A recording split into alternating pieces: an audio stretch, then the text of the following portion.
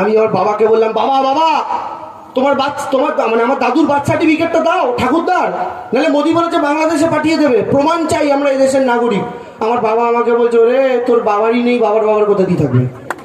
আচ্ছা তোমার birth certificate নেই? ওর বাবা বলছে না, আমাদের সময় অত বার্থ সার্টিফিকেট ছিল নাকি? আমি কপাল চাপড়ে বাবাকে বললাম, বাবা মোদি তো তাহলে বাংলাদেশে পাঠিয়ে দেবে। বাবা শুনে এমন ভয় খেলো, আজ যায় পঞ্চায়েত অফিস, কাল যায় বিডিও, লাইন দেয়, কাগজ খুঁজতে হবে, বাড়ির দলিল খুঁজে বার করে যে আমরা কবে এসছি, কত সালে এসছি। মানুষ চিন্তামগ্ন হয়ে 3 মাস কাটালো। তারপর একটু শান্তিতে এসে বসলেন, ভাবলেন এবার মোদিজি একটু শান্তি দেবে না। আবার এলো, मेरे प्यारे भाइयों बहनों, वो जो 2000 का नोट चालू किया था ना, वो भी बंद। 2000 এর নোটটা এবার বন্ধ করে দিল। আরে যদি 2000 এর নোট বন্ধই করবেন তাহলে চালুটা করলেন কেন? 500 আর 1000 বাতিল করেছিলেন, নতুন নোট আনবেন বলে, তাই নতুনটা তো 500 আনলেন, 1000-এর জায়গায় 1000 আনতেন। 1000-এর জায়গায় 2000 কেন এনেছিল মোদি জানেন?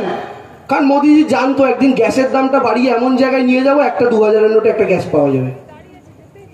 হলো, আবার 2000 এর নোট বন্ধ, আপনি শান্তিতে এসে বসলেন, ভাবলেন এবার আর জ্বালাবে না।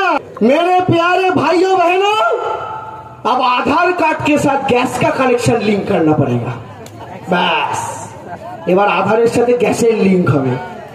আবার লাইনে দাঁড়াও, মায়েরা ছুটলেন, আবার লাইনে দাঁড়ালেন, এই কাগজ বার করো, ওই কাগজ। উনি তো নিজেই নিজেকে বলেছেন কি চন্দ্র বোরা, আমি কি বলবো বলুন? উনি নিজেই নিজেকে সাপ বলছেন।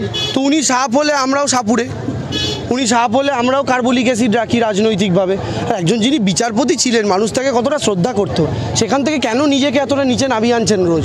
উনি একটু মুখটা বন্ধ রাখুন। আমার যদিও সাজেশন দেওয়া উচিত না, কারণ উনি আমার উল্টো দিকে, যত উনি মুখ খুলবেন আমাদের ভালো। তা আমি বলছি নিজের মান সম্মানটা রাখতে একটু মুখটা বন্ধ রাখুন। দাদা, আজকে কুণাল ঘোষ মন্তব্য করেছেন যে এখান থেকে তমলুক আসন থেকে অভিজিৎ গঙ্গোপাধ্যায়কে সরে দাঁড়ানোর আশ্বাস দিয়েছেন, কি বলবেন এটা নিয়ে? না, আমি তো ব্যক্তিগতভাবে চাই অভিজিৎ গাঙ্গুলি দাঁড়ান, নাহলে খেলার মজা আসবে না। শুনুন, ভারত যদি আরব আমিরশাহীর সাথে খেলে তাহলে মজা আছে, নাকি অস্ট্রেলিয়াকে খেলে হারালে মজা আছে?